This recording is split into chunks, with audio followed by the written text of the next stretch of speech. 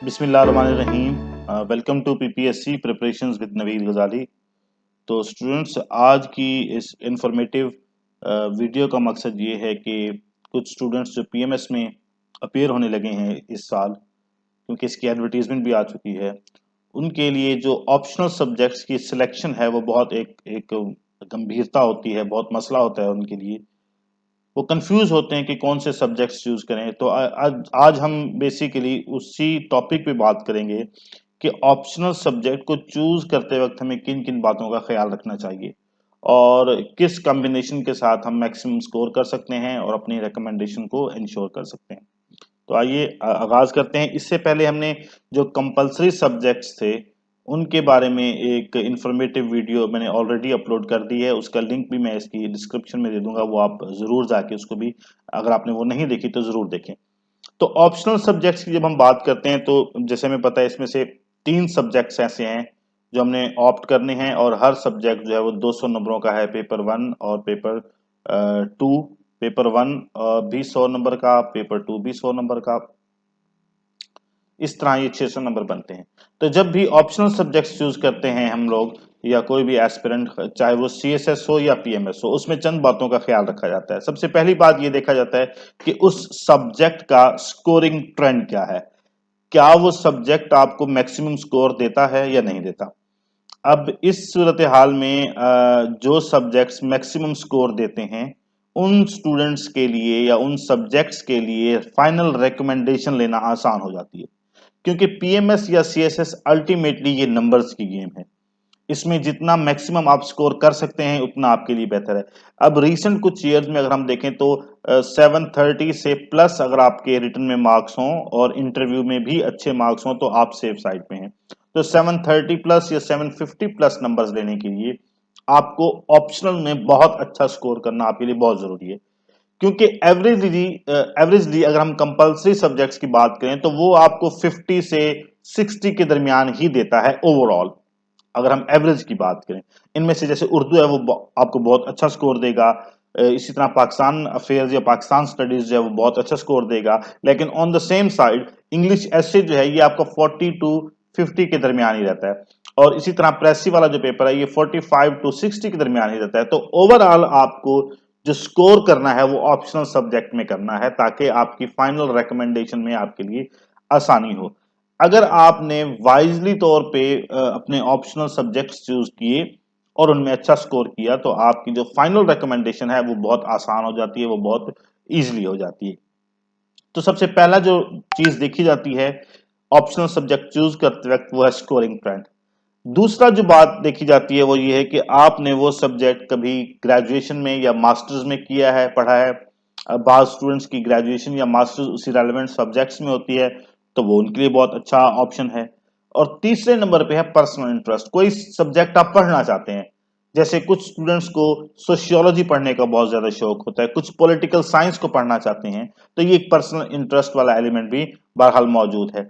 तो ये तीन हमने चीजें देखी जिनको आपने जहन में रखते हुए अपने ऑप्शंस का कॉम्बिनेशन जो है वो सिलेक्ट करना है, और ओवरऑल ऑप्शनल में 450 प्लस मार्क्स आपने स्कोर करने की कोशिश करनी है, या 150 इन ईच जो है वो सब्जेक्ट, पंजाबी में या पॉलिटिकल साइंस जो भी आप रखते हैं 450 प्लस अगर होंगे तब आपकी रिकमेंडेशन के चांसेस जो है वो बहुत ज्यादा बढ़ जाते हैं और आप इजीली जो है वो एलोकेट होने के लिस्ट में आ जाते हैं।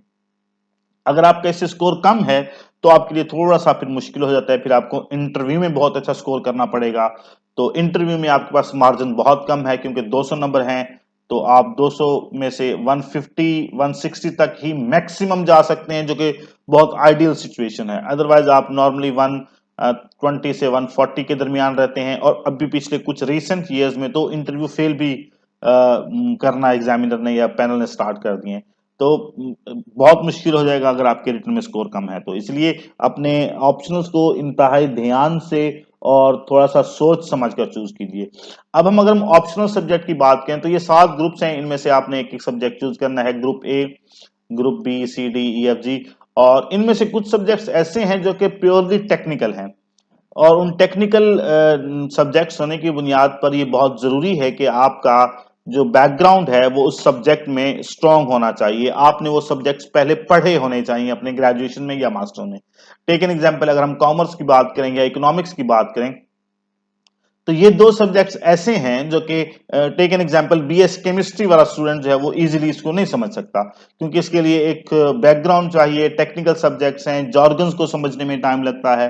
तो कॉमर्स हो गया, इकोनॉमिक्स हो गया, इसी तरह एग्रीकल्चर हो गया, वेटनरी साइंसेज हो गया, बॉटनी, जोलॉजी, फिजिक्स, केमिस्ट्री, और इसी तरह अगर हम बात करें फिलॉसफी भी किसी हद तक इसमें शामिल है, mathematics, computer science, stat, principle engineering, principles of engineering, English literature या अरेबिक, इसी तरह पर्शियन या एजुकेशन भी किसी हद तक जो है वो इस लिस्ट में नहीं आता। ये चंद वो सब्जेक्ट हैं जिनके लिए आपका प्योर बैकग्राउंड होना बहुत जरूरी है। टेक एन एग्जांपल, अगर एक स्टूडेंट ने एमफिल फिजिक्स किया है या एमफिल केमिस्ट्री की है, तो वो जरूरी नहीं कि वो फिजिक्स को चूज करे।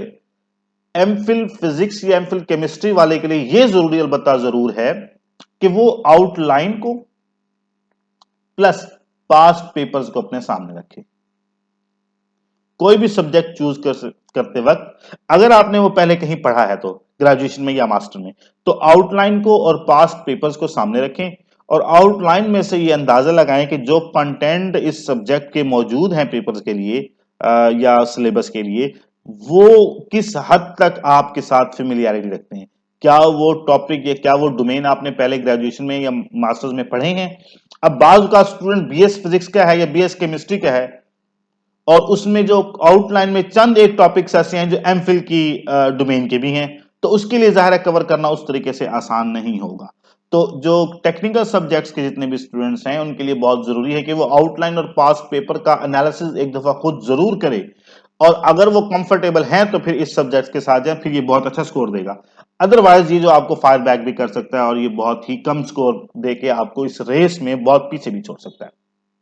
अब मेरे जो जितने भी पर्सनल कॉन्टैक्ट्स हैं, अब चूंकि मैं खुद भी अपेयर हुआ हूँ पीएमएस में, मैंने भी क्वालिफाई किया है रिटर्न, अनफॉर्चुनेटली मेरी रिकमेंडेशन नहीं हो सकी, और उन अपने एक्सपीरियंसेस की बुनियाद पर या अपने सीनियर्स, अपने जो दोस्त हैं उनके एक्सपीरियंसेस की बुनियाद पर मैंने कुछ सब्जेक्ट्स ऐसे निकाले हैं जो कि बहुत ज्यादा स्कोर देते हैं, जो ओवरलैप करते हैं डिफरेंट सब्जेक्ट्स के साथ, या जिनका इंटरव्यू में भी आपको प्रॉपरली फायदा होने वाला है। उनमें से चंद एक मैंने आपके लिए निकाले हैं, और उसके लिए कौन कौन से रिसोर्सेज इस्तेमाल करने चाहिए, और करंटली कौन कौन से टीचर्स या जो मेंटोर्स हैं वो इसको पढ़ा रहे हैं फिजिकली या ऑनलाइन, उनकी भी मैंने एक लिस्ट निकाली है। तो आई होप उससे भी आपको बहुत ज्यादा फायदा होगा। तो सबसे पहला जो सब्जेक्ट है that is political science. Political science almost हम कहते हैं कि 70 टू 80 80 टू 90% जो स्टूडेंट हैं वो इस सब्जेक्ट को ऑप्ट करते हैं। उसकी वजह यह है कि एक तो ये थोड़ा सा रिलेटिवली इजी सब्जेक्ट है, अगर आपके पास अच्छी गाइडलाइन हो, अच्छी अगर आपके पास मेंटोरशिप है किसी भी टीचर की। सेकेंडली, ये सब्जेक्ट भी ओवरलैप करता है, पाकिस्तान अफेयर्स हो गया, पाकिस्तान स्टडीज हो गया, प्लस अगर आप सीएसएस दे रहे हैं तो उसमें भी जाहिर है पॉलिटिकल साइंस सब्जेक्ट है तो उसमें भी ओवरलैप करता है, और प्लस इंटरव्यू में बहुत ज्यादा फायदेमंद है, क्योंकि इंटरव्यू में यहां से बहुत ज्यादा क्वेश्चन होते हैं इसके जॉर्गन्स के बारे में और डिफरेंट पॉलिटिकल सिस्टम्स के बारे में भी। तो पॉलिटिकल साइंस अगर आप चूज करते हैं तो उसके लिए कौन कौन से टीचर्स हैं वो हमने यहाँ पे कुछ लिखे हैं। सबसे पहले हैं सर काशिफ रशीद साहब। सर काशिफ रशीद साहब जो हैं ही इज पीएमएस क्वालिफाइड, और इन्होंने मुसलसल 2 दफा पीएमएस क्वालिफाई किया है, और ये सीएसएस और पीएमएस को काफी अरसे से पढ़ा रहे हैं। ये मुल्तान बेस्ड हैं, और ये मोस्टली क्लासेस अपने फिजिकल ही लेते हैं।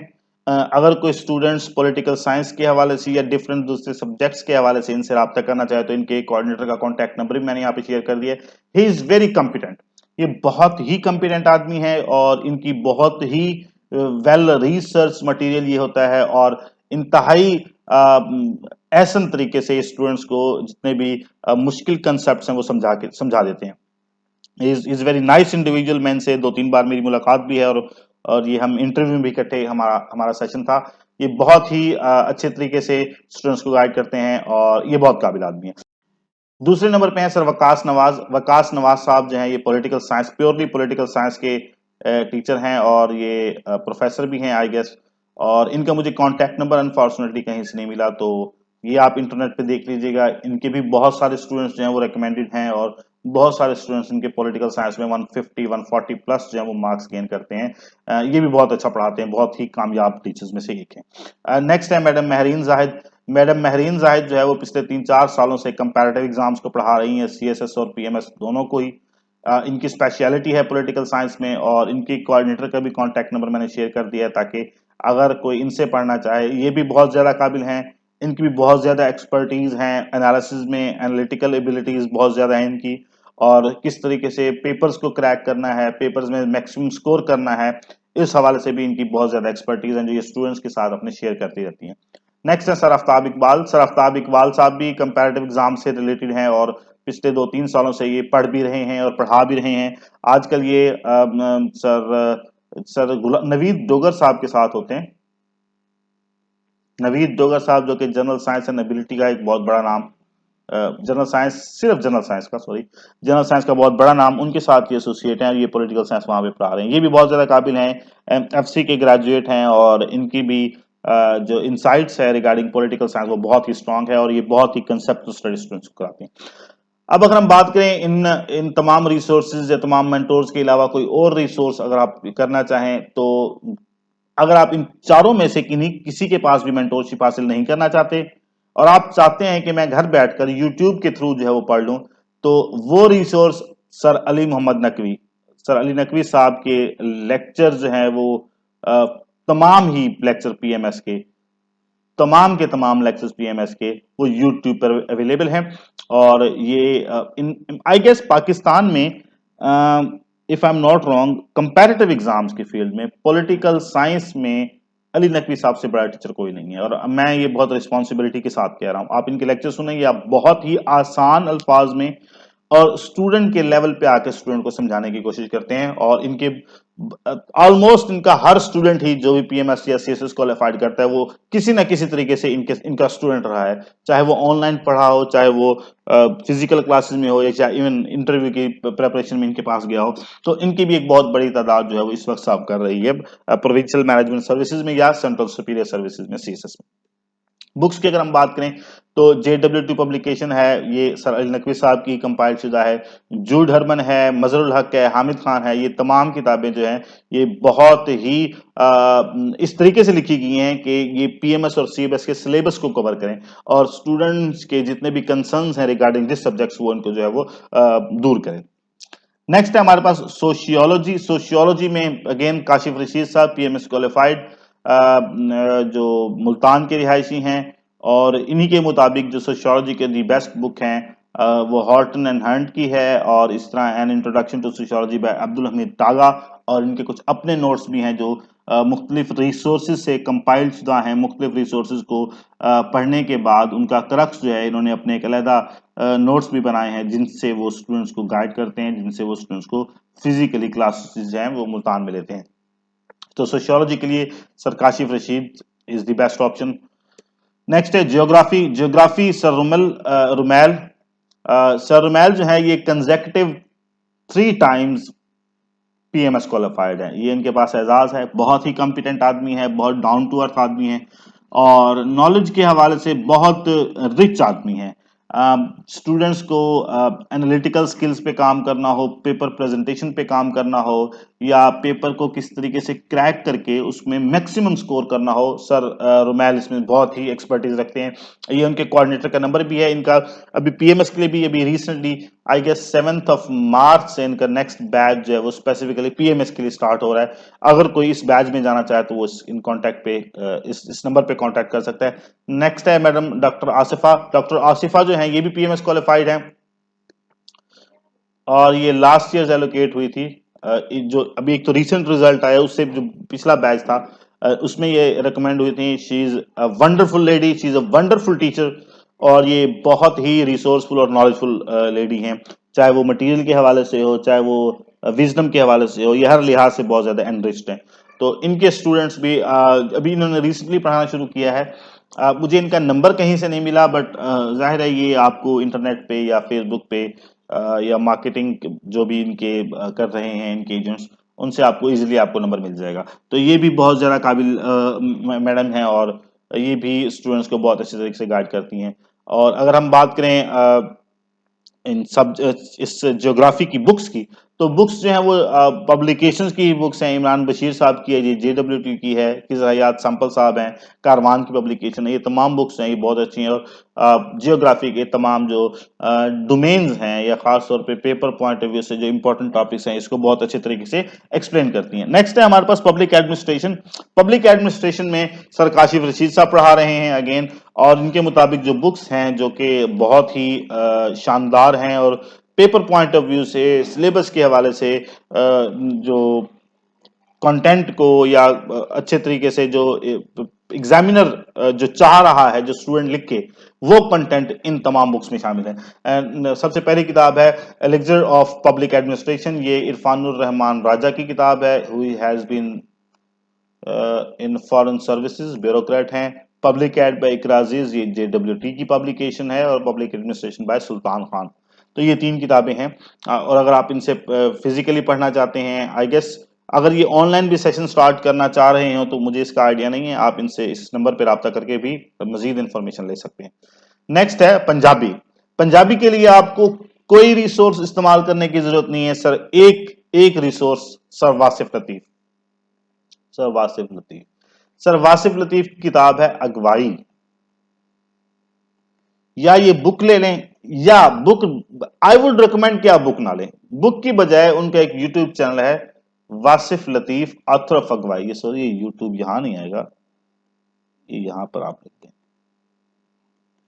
यूट्यूब का चैनल है वासिफ लतीफ ऑथर ऑफ अगवाई। इसमें तमाम जो सिलेबस के कंटेंट्स हैं उनको इंतहाई डिटेल में सर ने डिस्कस किया है। और पंजाबी में इससे बड़ा रिसोर्स मेरे ख्याल में पाकिस्तान में नहीं है। सर थे सैयद जमीर जाफरी साहब, अब उनकी डेथ हो गई है, अल्लाह उन्हें जन्नत में जगह दे। तो इनके बाद जो सर वासिफ लतीफ साहब का नंबर आता है। तो इनकी किताब, अच्छा जो सर जमीर जाफरी की किताब है, अगर पुराना एडिशन किसी के पास पड़ा, वो है अदबी पेंडे, जो CSS और PMS के लिए जो है वो बहुत ज्यादा रेलिवेंट है। इन दोनों में से अगर आप कोई भी रिसोर्स इस्तेमाल कर लें तो ये दोनों ही शानदार रिसोर्सेज हैं। इन दोनों में से किसी रिसोर्स को पढ़ते हुए आप आराम से 150 160 प्लस स्कोर कर सकते हैं। तो ये हमने कुछ सब्जेक्ट्स थे जिनका कॉम्बिनेशन जो है वो बहुत ज्यादा स्कोरिंग है, और जो स्टूडेंट्स को रिकमेंडेशन में बहुत ज्यादा आसानियां उनके लिए क्रिएट करेगा।